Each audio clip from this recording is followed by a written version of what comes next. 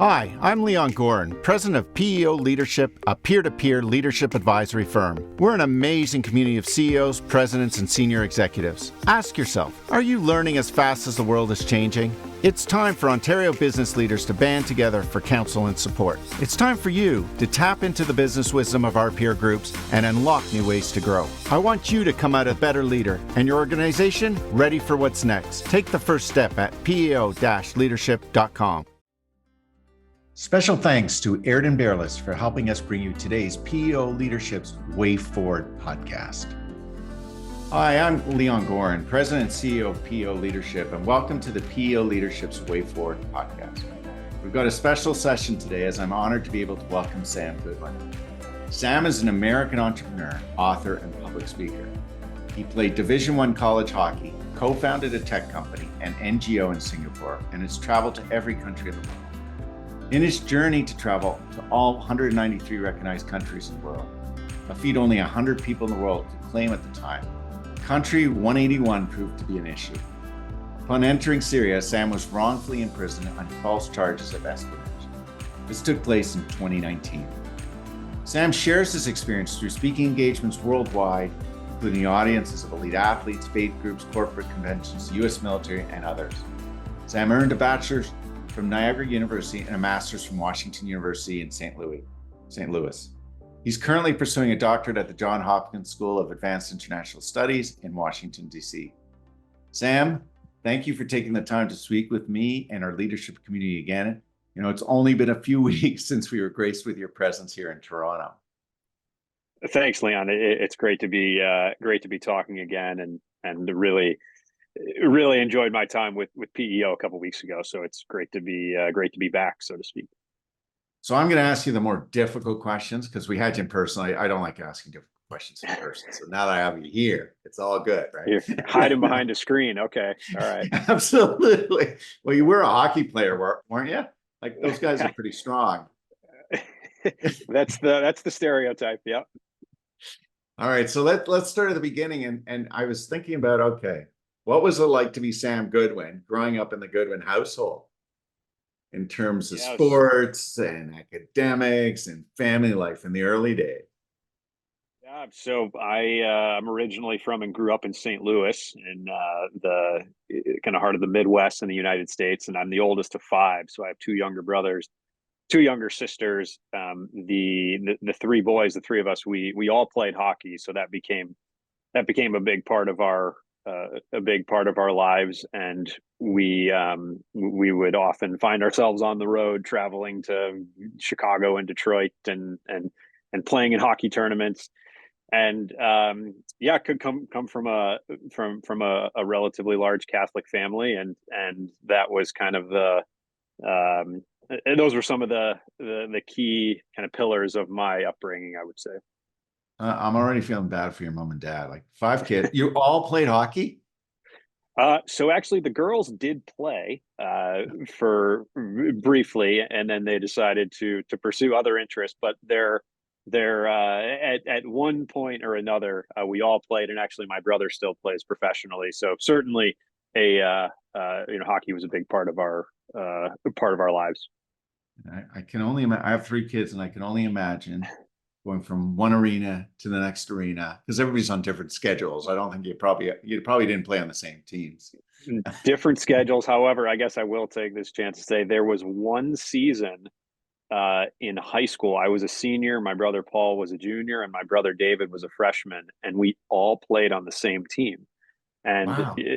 And actually getting to what you just mentioned, my parents just loved that because they could go to one game or one practice and drop off 3 boys, and everyone was in the same place. So logistically, it became convenient. Oh yeah. And where's your brother playing now? You said he's playing professionally. Yeah, so he played at Penn State in college, and now he plays overseas in Europe. So he spent 2 years in Finland, spent a year in Sweden, and he's now in the UK playing for the Belfast Giants. Oh wow, that's awesome. So you go from high caliber hockey player. It sounds like your brother even kept it going there. Graduate from college. And then I read in the bio, okay, no little feat, co-founded a tech company an NGO in Singapore, but nobody really talks about it. So I was like, and we didn't talk about it when I had you in person. What was that? What type of tech company did you part of, or what co-founded?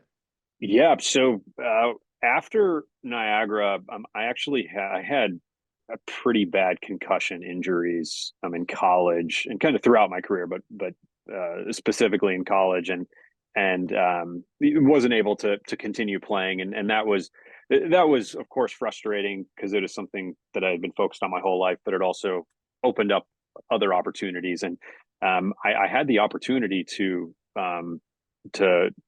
to help start a tech company that was based in Singapore, and at the time it seemed like kind of a crazy thing to pursue, but I decided to give it a shot, and I actually only planned to do kind of a short stint in Singapore, kind of an internship for just a couple months, but I ended up staying for 6 years and helped get this company started. And it was we developed an online game for kids. So kind of, it was an MMOG, a massively multiplayer online game. And similar to like a Minecraft or a Club Penguin. And I No. did business development and primarily investor relations for the business, and it was just a really fantastic way to begin my professional career, having that type of kind of insight into the inner workings of a small business that grew from just a handful of us, just two or three of us, to 30 plus staff across 4 countries. So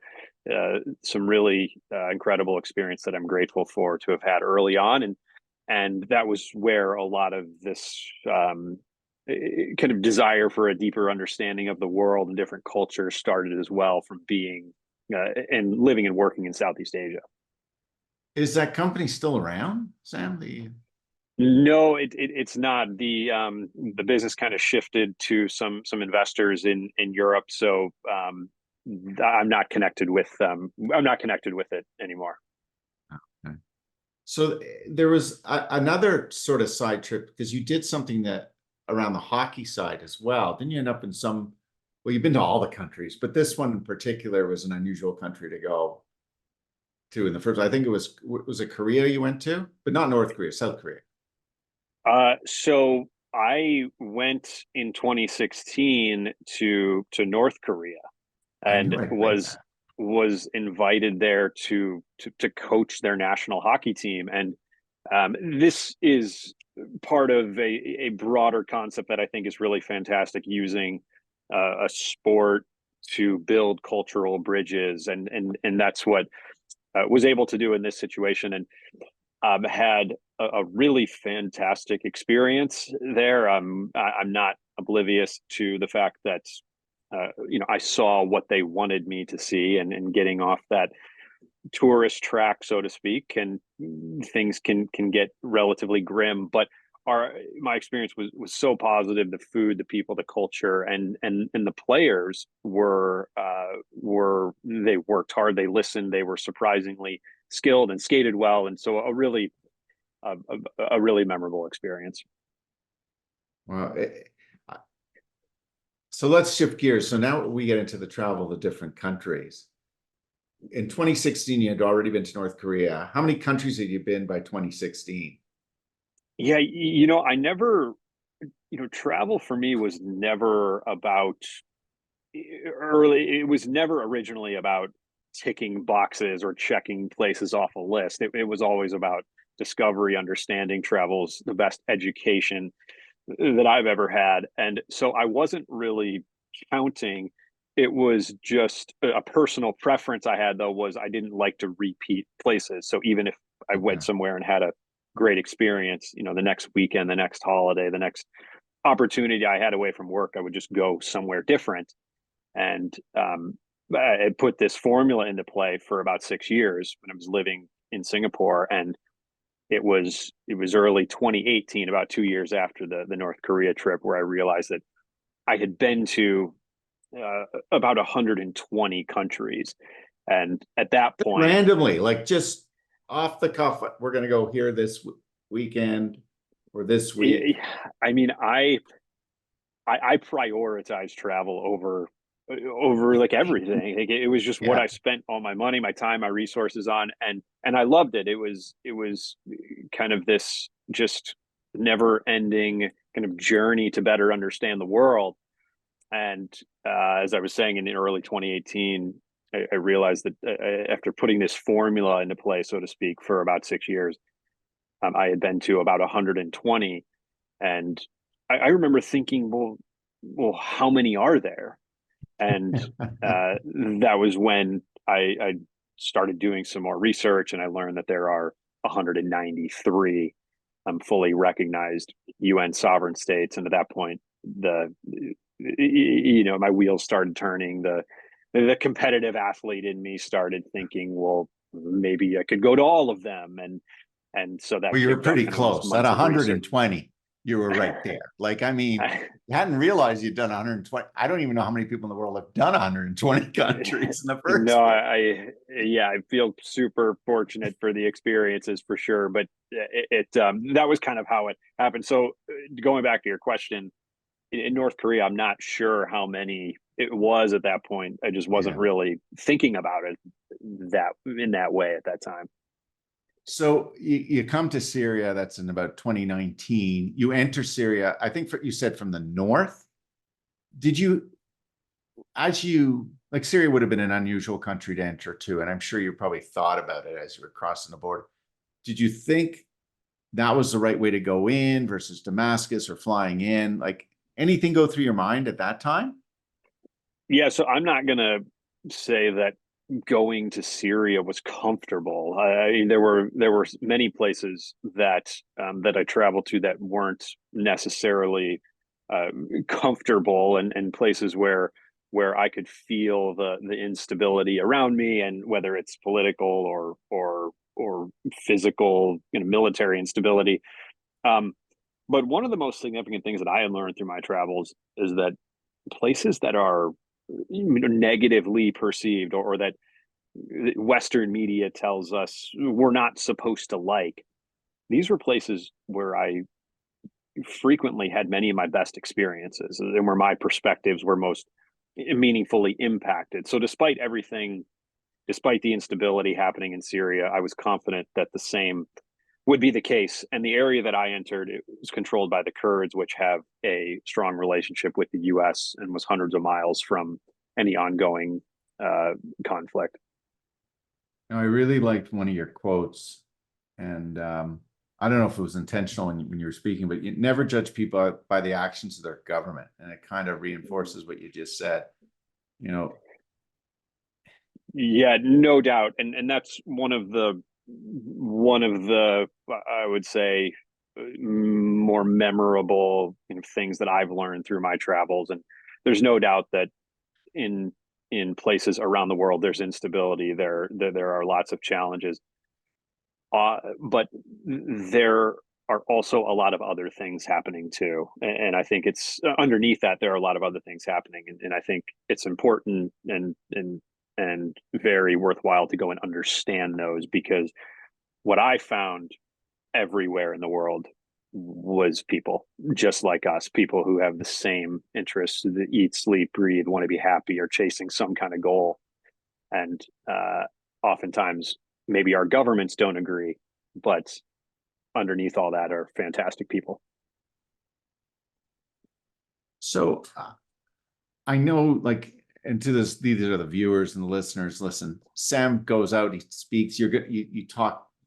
You really get into the story and the heartfelt story of the challenges and the issues being taken as a hostage. I know people can watch a little bit on TSN. You did an interview there as well. So I'm not going to dive into all the different specifics, but there are a few things you shared with us on that day in terms of learnings. And, the whole idea of gratitude and leaning into gratitude. Maybe you could there were three things. So maybe just talk a little bit about the three and give our viewers or listeners a little bit more perspective on it. At PEO Leadership, I'm surrounded by other business leaders who challenge me to become better. Les Mandelbaum, founder and CEO of Umbra. Leaders really need to step outside their world and get new perspectives. PEO Leadership is more than peer-to-peer advisory. It's a community of top executives with global experience. Our retail landscape is rapidly changing. PEO Leadership has been vital in helping us navigate through this. The time to step up and lead is now. Go to peo-leadership.com. Yeah, sure. So when I went to Syria, I was taken hostage. I was accused of being an American spy, collaborating with terrorists, and things got very uncomfortable. And thank God, thanks to a long list of people who worked tirelessly, the situation ended peacefully after 9 weeks, 63 days. During that time, my captivity was essentially split into 2 months. The first month I was held in solitary confinement. The second month I was held in more of a general population facility with lots of other inmates.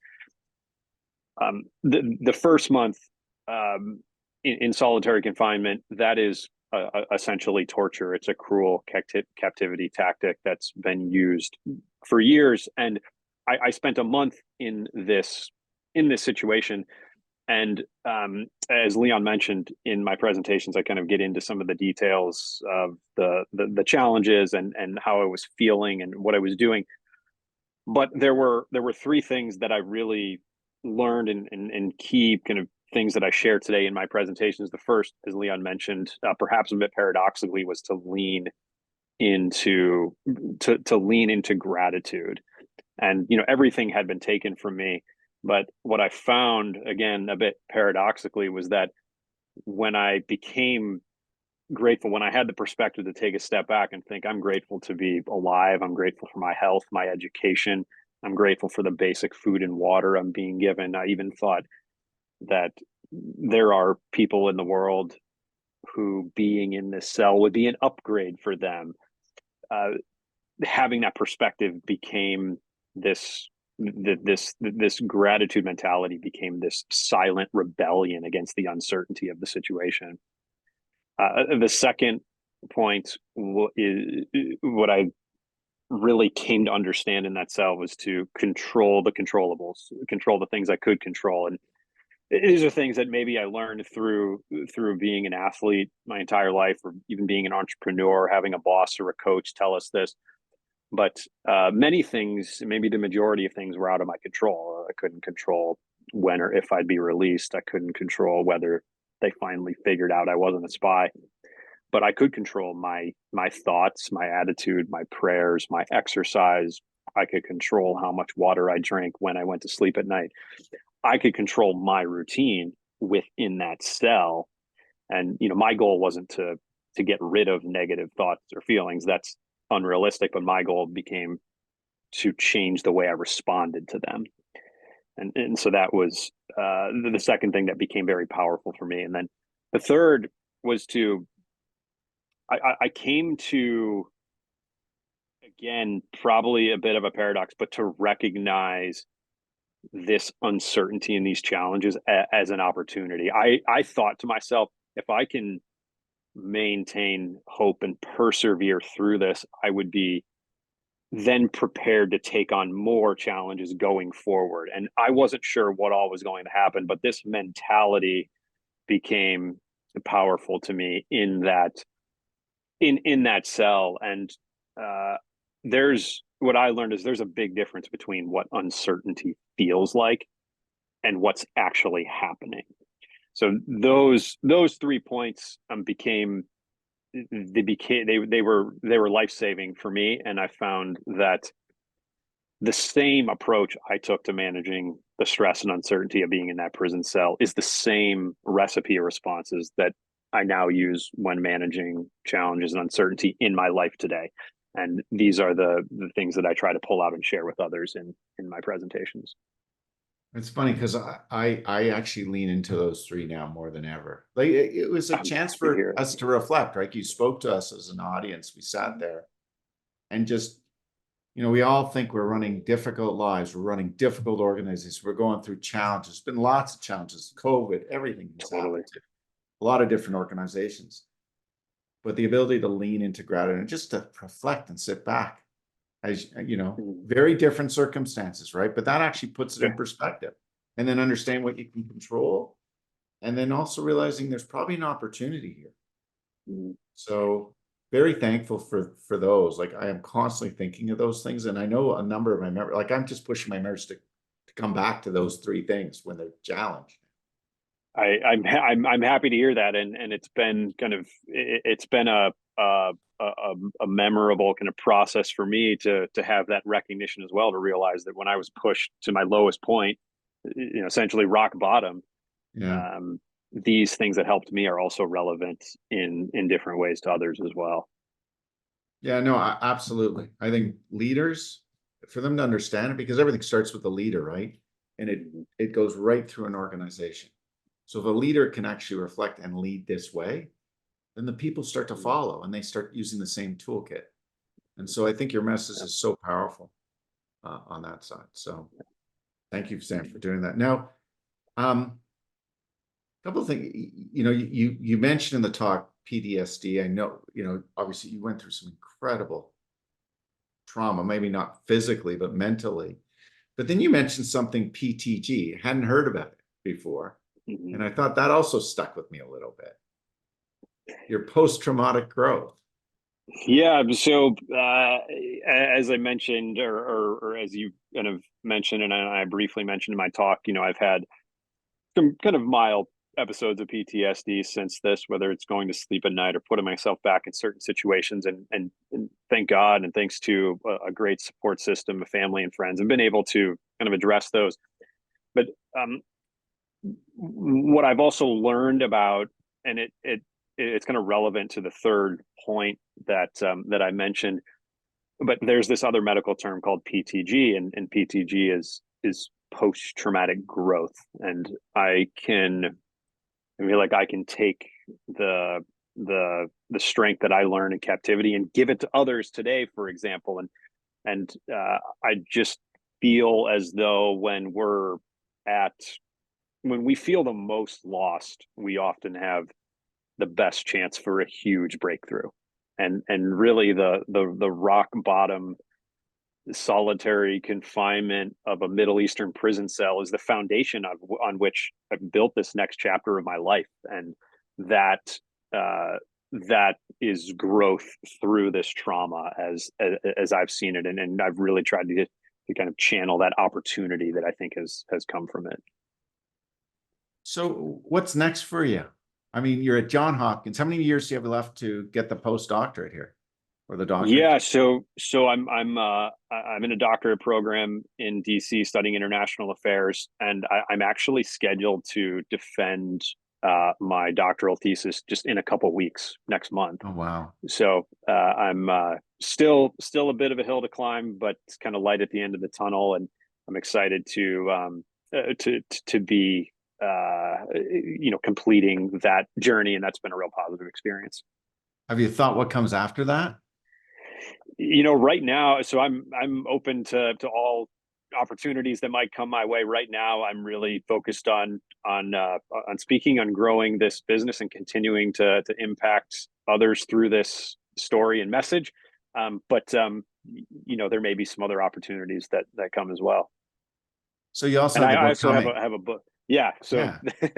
that's I have written a book. It took a few years of kind of putting things into context and reflecting, and also navigating the publishing industry and all of that. But my family and I are really excited about this book. It is scheduled to go on sale September 10th this fall. And yes, it is a story about discovery, curiosity, resilience, faith, geopolitics.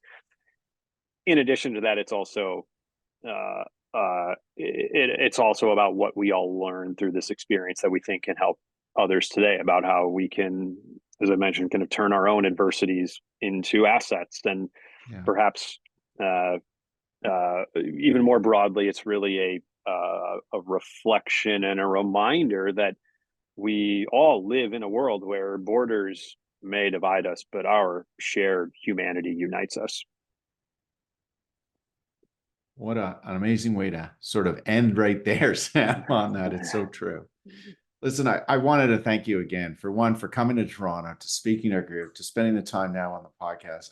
To those that are listening, I offer you this advice. I know I walked away with a lot of insights, some reflection, which I use today. And I just think, Sam, your message and the way you put it together is, I know it's tough for you, right? But I also think that ability to share with others and those on the receiving end, there's so much to learn from that. And not just you as an individual leader, but even coming within your organization. It's a bit of an inspiring story as well. So thank you again, Sam, for sharing and spending the time with us. Really, it's my pleasure. Thanks, Leon. My experience with PEO has been just nothing but positive, and really grateful for the opportunity. If you're interested in the Way Forward live webcasts and our podcast, please visit us at PEO-leadership.com. You'll find a number of our recorded past webcasts that have included Dr. Jason Selks, Professor Rosabeth Cantor, Professor Michael Beer, both from Harvard, Joe Jackman, Harry Kramer, Dr. Greg Wells, Janice Stein, Professor Scott Anthony, Rob Chestnut, and the list goes on. We have 2 interesting events to consider coming up in the next couple of months. These are both in person. The first one, Compete on Culture, Unleash the Power of Your People and Strategic Success. This is taking place on April 23rd at 9 a.m. to 2 p.m. And it's at 168 Hobson Lake Drive, Halifax. That's right, Halifax, Nova Scotia. Our second, called our Catalyst 360, a real meet and greet. Give us 15 minutes to solve your biggest challenges and opportunities. It's a way to get a number of entrepreneurs together and leverage the collective wisdom around the table. This is taking place on April 18th at 5:30 p.m. Terre Rouge, 162 Enterprise Boulevard, Unionville, Ontario. Both those events can be found on our website at www.peo-leadership.com, and you can register there. Finally, if you'd like to learn more about PEO leadership and unable to join us at any one of these events, please email me at algorn@peo-leadership.com, and we'll get back to you as soon as possible. So until we meet again, I'd like to wish you all a fantastic rest of the day, rest of the week, and a wonderful rest of the month. Spring is actually on the horizon. We'll see you all soon.